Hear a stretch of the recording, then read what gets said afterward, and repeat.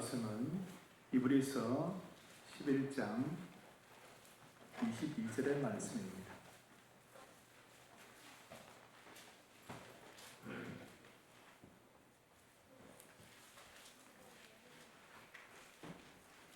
히브리서 11장 22절 말씀 찾으셨으면 함께 읽겠습니다. 믿음으로 요셉은 임종시에 이스라엘 자손들이 떠날 것을 말하고 또 자기 뼈를 위하여 명하였으며. 예수를 믿게 되었다는 것은 나 혼자 조용히 잘 먹고 잘 살기에는 이제 틀려버렸다는 뜻입니다. 아마 예수를 믿기 전에는 그런 생각으로 살 수도 있습니다. 예수 안 믿는 사람들은 거의 대부분 그런 생각으로 살고 있기 때문입니다. 우선 나부터 살고 보자는 생각이지 다른 사람들을 먼저 생각하지 않습니다. 예수 믿고부터는 나 한 사람의 생애가 나 한 사람만을 위해서 있지 않다는 생각을 안 할 수가 없습니다. 크고 넓게 보자면 하나님의 나라를 위해 나 한 사람의 생애가 있습니다. 하나님의 나라는 하나님이 왕으로 통치하시는 나라입니다. 이 땅에 하나님의 나라가 임했습니다. 예수님이 자신의 십자가와 부활로 이 땅에 하나님의 나라를 가져오셨고 우리는 그 하나님의 통치 아래 살아가는 하나님의 백성이 되었습니다. 하나님의 나라를 위해 내가 어떤 식으로든 무언가 해야 될 사명과 책임이 있습니다. 하나님은 나 한 사람의 생애를 위한 계획도 있지만 전체 하나님의 나라를 움직여 가시는 그런 계획을 가지고 계십니다. 하나님의 나라를 위해서 수많은 사람들을 배치하시고 참여하도록 하십니다. 나 한 사람의 생애가 어떻게 쓰이고 있는지 잘 아십니까? 구체적으로 선명하게 드러나지 않을 때가 많습니다. 우리가 일상적으로 경험하는 것은 크게 다를 바가 없기 때문입니다. 별다를 게 있습니까? 똑같은 삶의 현장에서 어제 하던 일을 오늘 또 합니다. 집과 직장을 늘 오가는 삶을 반복합니다. 때로는 지루하기도 하고 힘들기도 합니다. 매일 이렇게 사는 것이 하나님의 나라와 무슨 상관이 있는가 싶습니다. 하지만 하나님의 생각은 다릅니다. 우리가 하는 일들을 연결시키고 그 하나하나 효과 있게 만드는 일을 하나님이 하십니다. 믿음을 가진 우리가 서 있는 그 자체가 이미 하나님의 의도적인 배치입니다. 우리가 일하는 직장이나 우리가 만나는 사람들을 우리가 우연히 만나게 되고 또한 들어가게 된 것입니까? 아무 의미 없는 일이 아닙니다. 우리가 웃는 얼굴을 하거나 우리가 우는 모습을 보이거나 그것 하나조차도 우리를 보는 사람들에게는 하나님의 뜻을 전달하는 도구요 방법이 됩니다. 어떻든 우리는 하나님의 나라를 위해서 일하도록 부름받은 일꾼들입니다. 자꾸 자리를 탓하거나 더 나은 자리만 넘보지는 마십시오. 하나님의 나라를 위해 살려고 해도 제대로 된 자리를 주고 실권을 줘야 무엇인들 하지 않을까 싶은데 그렇지 않습니다. 하나님의 나라는 힘으로 일하는 나라가 아니라 섬김으로 일하는 나라이기 때문입니다. 지금 내가 서 있는 바로 그 자리에서 얼마든지 하나님의 나라를 위해서 일할 수 있습니다. 지금 그 자리에서 하나님의 나라를 위해서 어떻게 일할 수 있을까 많이 고민해 보시고 이런저런 시도도 해 보십시오. 지금 그 자리에서 내가 할 일을 다 했다면 하나님은 다른 곳에서 또 새로운 일을 하자고 우리를 옮기실 것입니다. 시편 105편 8절에서 11절 말씀입니다. 시편 105편을 펴놓고 한번 보십시오. 그는 그의 언약 곧 천대에 걸쳐 명령하신 말씀을 영원히 기억하셨으니 이것은 아브라함과 맺은 언약이고 이삭에게 하신 맹세이며 야곱에게 세우신 율례 곧 이스라엘에게 하신 영원한 언약이라. 이르시기를 내가 가나안 땅을 네게 주어 너희에게 할당된 소유가 되게 하리라 하셨도다. 시편 105편은 이스라엘의 역사를 간략하게 기록하고 있습니다. 아브라함부터 이삭, 야곱, 요셉 이야기, 그리고 애굽에서의 출애굽, 광야 생활까지를 다루고 있습니다. 아브라함, 이삭, 야곱, 요셉은 사사로운 개인적인 일생으로 끝나지 않았습니다. 언약 안에서의 한 생애를 살았습니다. 하나님이 아브라함에게 언약하신 것이 무엇입니까? 씨와 땅에 대한 약속입니다. 하늘의 별과 같고 바다의 모래와 같은 많은 자손을 주신다는 것과 가나안 땅을 주신다는 약속입니다. 그 약속이 조금씩 성취를 향하여 움직이는데 디딤돌 역할을 한 것이 아브라함과 이삭과 야곱, 요셉의 일생이었던 것입니다. 아브라함과 이삭과 야곱의 믿음을 우리가 살펴보았는데 그들도 처음에는 이 사실을 몰랐습니다. 우선 먹고 살기에 급급했고 우선 살아남기에 급급했습니다.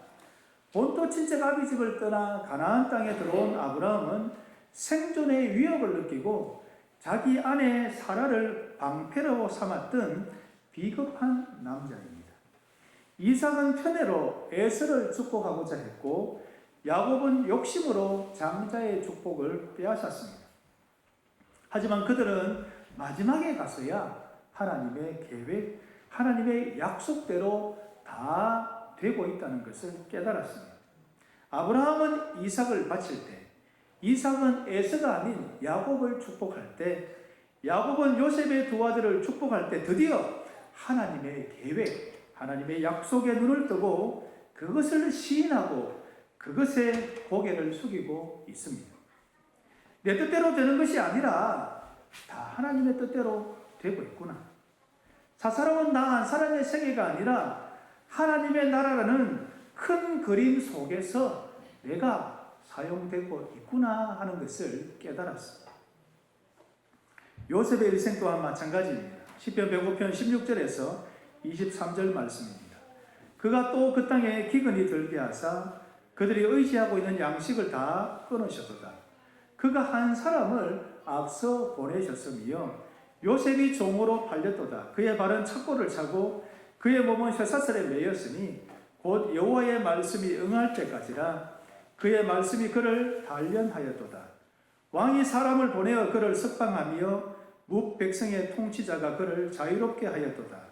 그를 그의 집의 주관자로 삼아 그의 모든 소유를 관리하게 하고 그의 뜻대로 모든 신하를 다스리며 그의 지혜로 장로들을 교훈하게 하였도다. 이에 이스라엘이 애굽에 들어가며 야곱이 함의 땅에 나그네가 되었도다. 애굽과 애굽 인근에 있는 모든 나라들에 심한 기근이 있었습니다. 가나안 땅도 예외가 아니었습니다. 가나안 땅에 살던 야곱의 가족도 기근에 다 굶어 죽게 생겼습니다. 그러면 씨와 땅에 대한 약속도 다 끝입니다. 한 사람을 앞서 보내셨으며 요셉이 선발대로 애굽으로 보내집니다. 그 시작은 형들이 아버지의 사랑을 독차지하고 있는 요셉을 시기하고 미워하여 팔아먹은 사건입니다. 그때부터 요셉의 인생은 계속해서 내리막길로 지났습니다. 구덩이 아래로 내려가고 노예로 팔리고 감옥으로 더 내려가고 17세의 소년으로 시작해서 13년 동안 죽도록 고생합니다. 어쩌다가 내 인생이 이 모양 이 꼴이 되었는가 싶을 것입니다. 이렇게 그냥 살다가 죽고 마는가 싶을 것입니다. 우여곡절 끝에 드디어 애굽의 총리가 됩니다. 요셉의 마지막 고백을 한번 들어보십시오. 지난 시절에 자신의 고난을 요셉은 어떻게 해석하고 있는가? 요셉이 형들에게 이르되 내게로 가까이 오소서.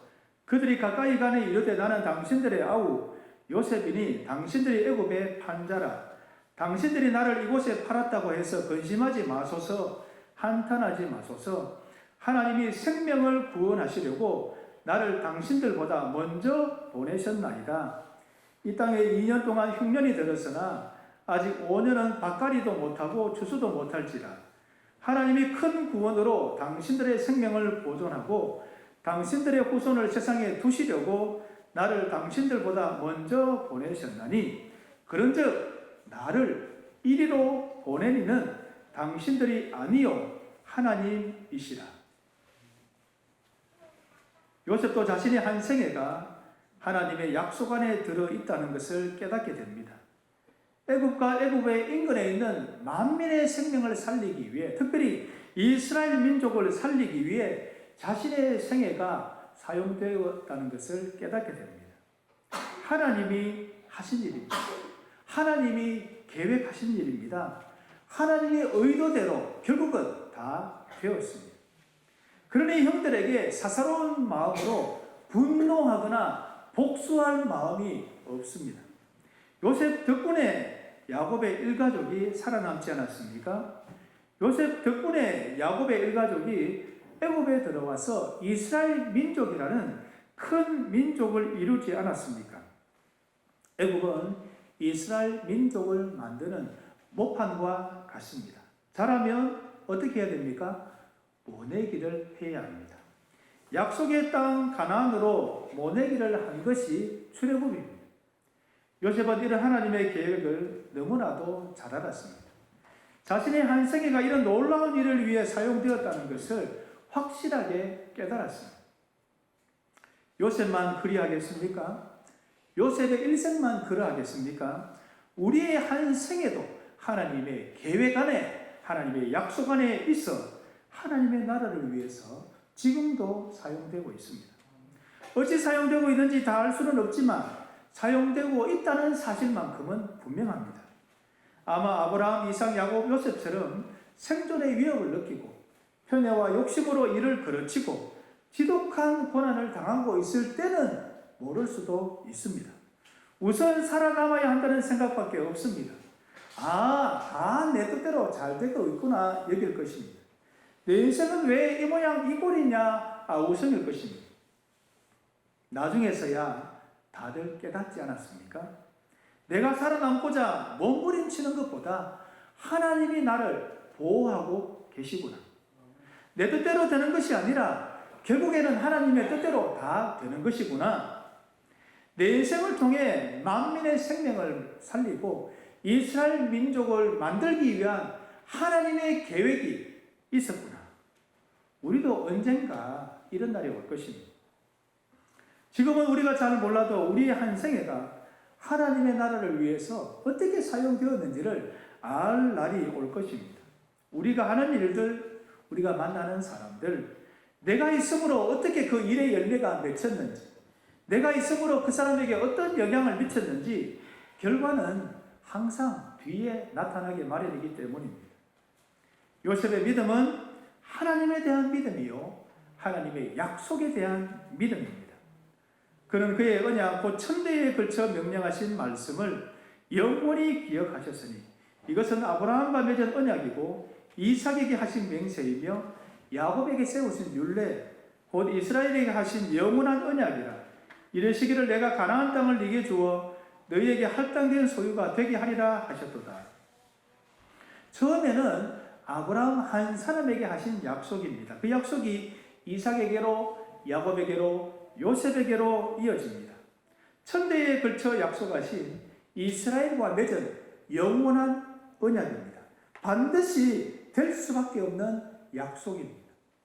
씨와 땅에 대한 약속입니다. 물론 요셉이 살아있는 동안에는 그 성취와 완성을 다 보지 못하고 죽습니다. 하지만 요셉은 그 준비를 위해서 기묘하게 사용된 사람입니다. 야곱의 일가족을 애굽으로 불러들이지 않았습니까? 야곱의 일가족 70명은 이제 애굽에서 큰 민족으로 만들어집니다. 야곱의 허리에서 나온 사람이 모두 70이요 요셉은 애굽에 있었더라. 요셉과 그의 모든 형제와 그 시대의 사람은 다 죽었고 이스라엘 자손은 생육하고 불어나 번성하고 매우 강하여 온 땅에 가득하였더라. 요셉은 자신의 한 생애가 하나님의 약속 안에 있고 그 약속의 성취를 위해 자신의 생애가 어떻게 사용되었는지를 알고 있습니다. 그렇기 때문에 씨와 땅을 주겠다는 하나님의 약속 또한 반드시 지켜질 것을 조금도 의심치 않습니다. 그래서 요셉이 이렇게 유언하고 죽습니다. 요셉이 그의 형제들에게 이르되 나는 죽을 것이나 하나님이 당신들을 돌보시고 당신들을 이 땅에서 인도하여 내사 아브라함과 이삭과 야곱에게 맹세하신 땅에 이르게 하시리라 하고, 요셉이 또 이스라엘 자손에게 맹세시켜 이르기를 하나님이 반드시 당신들을 돌보시리니 당신들은 여기서 내 해골을 메고 올라가겠다 하라 하였더라. 요셉이 110세에 죽음에 그들이 그의 몸에 향재료를 넣고 애굽에서 입관하였더라. 소망의 사람 요셉은 죽어가면서도 약속의 땅 가나안을 꿈꾸면서 죽습니다. 출애굽하여 가나안 땅으로 떠날 때에 자신의 뼈를 가지고 가서 가나안 땅에 묻어달라고 유언합니다. 이런 요셉의 믿음, 요셉의 소망은 죽을 때 갑자기 생긴 것이 아닙니다. 아버지 야곱과 형제들을 애굽에 불러들일 때부터 이미 가지고 있었던 믿음이요 소망입니다. 창세기 46장에 보면 요셉이 형들에게 이렇게 말합니다. 바로가 당신들을 불러서 너희의 직업이 무엇이냐 묻거든 당신들은 이르기를 주의 종들은 어렸을 때부터 지금까지 목축하는 자들이온데 우리와 우리 선조가 다 그러하니이다 하소서. 애굽 사람은 다 목축을 가증히 여기나니 당신들이 고센 땅에 살게 되리이다. 가나안 땅에서 애굽으로 들어올 때부터 애굽 깊숙이 들어가지 않고 가나안 땅과 애굽의 국경선 가까이에 있는 고센 땅에 자리를 잡습니다. 여차하면 나갈 수 있는 자리입니다. 핑계는 애굽 사람들이 목축을 가증하게 여기니 변두리에 살게 해달라고 했지만 요셉은 의도적으로 장차 있을 출애굽을 염두에 두고 국경선 가까이에 있는 고센 땅에 이스라엘 민족이 자리 잡도록 했던 것입니다. 이것으로 요셉이 얼마나 하나님의 약속을 굳게 믿고 있었는지를 잘 알 수 있습니다. 씨의 약속이 이루어져 큰 민족을 이루겠지만 땅의 약속이 이루어져 가나안 땅으로 반드시 돌아간다는 소망이 있었던 것입니다. 여호수아 24장 32절입니다. 또 이스라엘 자손이 애굽에서 가져온 요셉의 뼈를 세겜에 장사하였으니 이곳은 야곱이 백흐시타를 주고 세겜의 아버지 하몰의 자손들에게서 산 밭이라. 그것이 요셉 자손의 기업이 되었더라. 여호수아를 통해서 가나안 땅을 정복했을 때 요셉의 당부와 요셉의 소망에 따라 요셉의 뼈는 가나안 땅에 묻히게 됩니다. 요셉이 그렇게 꿈꾸었던 대로 이스라엘 자손은 출애굽하여 가나안 땅으로 돌아갔고 요셉의 뼈는 가나안 땅에 묻히게 되었습니다. 히브리서 11장은 요셉의 믿음에 대해서 딱 한마디만 기록하고 있습니다. 믿음으로 요셉은 임종시에 이스라엘 자손들이 떠날 것을 말하고 또 자기 뼈를 위하여 명하였으며, 히브리서 11장은 믿음의 사람들의 한 생애를 가장 인상적인 한 장면으로 기록하고 있다고 했습니다. 그 한 장면만 보면 그 사람을 알고 그 사람의 믿음을 다 아는 것과 마찬가지입니다. 요셉은 이스라엘 자손들이 애굽을 떠날 것을 말하고 떠날 때에 자기 뼈를 가지고 가달라고 말합니다. 이스라엘 자손들에게 빚을 지은 것과 같습니다. 이스라엘 자손들은 요셉의 뼈만 생각하면 언젠가 가나안 땅으로 돌아간다는 생각을 잊지 않았습니다. 이스라엘 자손들은 요셉이 고센 땅에 살게 한 것을 애굽을 떠나 가나안 땅으로 신속하게 돌아가기 위한 것임을 잊지 않았습니다. 요셉의 뼈는 장차 이스라엘 자손들이 걸어가야 할 이정표와 같습니다. 요셉의 뼈는 항상 가나안 땅을 향하고 있었기 때문입니다. 요셉은 씨와 땅에 대한 하나님의 약속의 성취와 완성을 보지 못하고 죽습니다. 그럼에도 불구하고 이스라엘 자손들이 떠날 것을 말하고 떠날 때에 자신의 뼈를 가지고 가달라고 했다는 것은 하나님의 약속은 반드시 이루어진다는 믿음이 있었기 때문입니다. 약속에 대한 이 정도의 확실한 믿음이 어떻게 가능하겠습니까? 그것은 자신의 한 생애를 사는 동안 당했던 고난의 의미를 깨달았기 때문입니다. 아버지 야곱의 사랑을 독차지하였기 때문에 시작된 불행입니다. 시기하고 미워했던 형들이 요셉을 팔아먹었기 때문에 시작된 고난입니다. 14년, 13년 동안 계속해서 곤두박질 치는 극심한 고난입니다. 자신의 생애 가운데 무슨 의미가 있고 무슨 기쁨이 있고 무슨 기대가 있었겠습니까? 죽지 못해 산다는 말이 적절할 것입니다. 살아도 사는 것이 아닙니다. 조금이라도 숨이 트일만 하면 또 곧바로 꼬여서 알 수 없는 지경으로 또 떨어집니다. 여기까지가 겉으로 보고 경험한 요셉의 사사로운 생애입니다. 하지만 요셉은 자신의 한 생애가 사사로운 한 인생으로만 끝나지 않고 하나님이 약속하신 그 약속의 성취와 완성을 위해 자신의 생애가 사용되고 있다는 것을 깨닫습니다. 나를 애국으로 보낸 것은 형들이 아니요 하나님이십니다 라고 고백하고 있지 않습니까? 요셉은 가는 곳마다 하나님이 함께 하심으로 형통하였다고 합니다. 약속을 담고 있는 요셉인데 하나님이 어찌 그냥 내버려 두겠습니까? 하나님이 요셉을 보호하고 있는 것이기도 하지만 약속이 요셉을 보호하고 있습니다. 약속을 가진 요셉은 실패할 수가 없습니다. 약속을 가진 요셉은 죽을 수가 없습니다. 이 정도로 요셉과 함께하고 요셉을 지켜준 약속인 것을 분명히 아는데 그 약속이 씨와 땅으로 성취되고 완성될 것이 자명하지 않습니까? 이스라엘 자손들에게 떠날 것을 말하지 않을 수가 없습니다. 떠날 때에 자신의 뼈를 가지고 가달라 말하지 않을 수가 없습니다. 우리의 생애도 요셉의 생애와 마찬가지입니다. 우리의 피 속에, 우리의 호흡 속에 하나님의 약속이 흐르고 있습니다. 요셉만큼 지독한 고난을 당해 보셨습니까? 구덩이 바닥으로 내려가고 노예로 삶의 밑바닥까지 내려가고 죄수로 더 이상 내려갈 곳이 없는 감옥 끝까지 내려갔습니다. 처절할 정도로 탈탈 털리는 인생이었습니다. 그런데도 죽지 않았습니다. 아직까지 약속이 선명하게 드러나지 않았기 때문입니다. 약속의 사람이기 때문에 그 약속이 다 이루어질 때까지는 결코 죽을 수가 없습니다. 불행한 듯 하지만 불행하지 않습니다.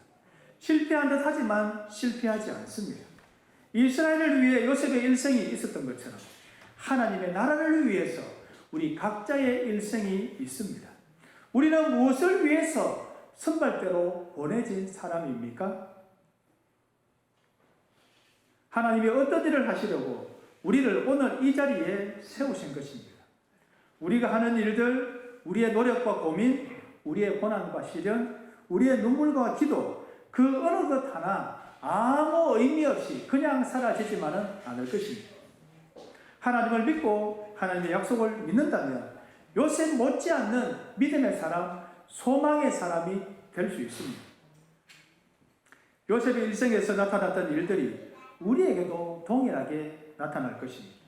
어디서 무엇을 하든 하나님이 함께 하심으로 형통한 자로 살 것입니다. 그것이 바로 약속의 힘입니다. 약속은 실패하는 법이 없기 때문입니다. 약속은 그 어떤 방해와 장애가 있어도 그 모든 것들을 극복하고 뛰어넘고 반드시 이루어지기 때문입니다. 당당하게 살고 담대하게 살아야 하지 않겠습니까? 우리는 하나님이 함께하는 사람이기 때문입니다. 우리는 결코 실패할 수 없는 사람이기 때문입니다. 우리는 약속을 위해서, 하나님의 나라를 위해서 부름받은 사람들입니다. 우리의 한 생애가 어떻게 쓰임을 받을지 조금은 감이 오고 기대가 되십니까? 지금 서 있는 자리에서 하나님의 나라를 위해서 어떻게 일할지 좀 더 고민해 보시고 좀 더 기도해 보십시오. 우연히 서 있는 자리가 아니라 하나님이 의도적으로 세우신 자리일 수가 있습니다. 지금 할 수 있는 것은 지금의 자리에서 하나님의 나라를 위해서 성실하게 일하는 것입니다. 힘들다, 하찮다, 모르겠다 하지 말고 말입니다. 우리가 하는 사소한 일 한 가지라도 하나님의 나라를 위해서는 요긴하게 사용되고 보탬이 될 것입니다. 우리의 생애를 총 결산해 보면 버릴 것 하나 없고 알차고 소중한 일생이었다는 것을 나중에는 우리 모두가 동일하게 고백할 것입니다. 이 믿음, 이 확신으로 우리의 한 생애를 후회 없이 더 담대하게 성큼 걸어가는 우리 모두가 되어지기를